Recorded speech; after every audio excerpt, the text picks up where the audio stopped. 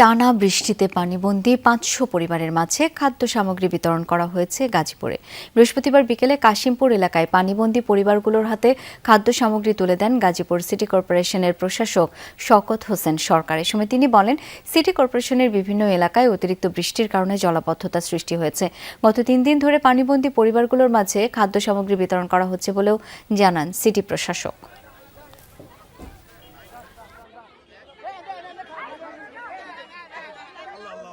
যে দিক দিয়ে পানি গড়াইতো সেখানে অপরিকল্পিতভাবে বাড়িঘর এবং এই রাস্তা হওয়ার কারণে সেগুলো বন্ধ হয়ে গেছে। বন্ধ হয়ে যাওয়ার কারণে অতিবৃষ্টি হওয়ার কারণে এই এলাকাটার মধ্যে পানি জমছে।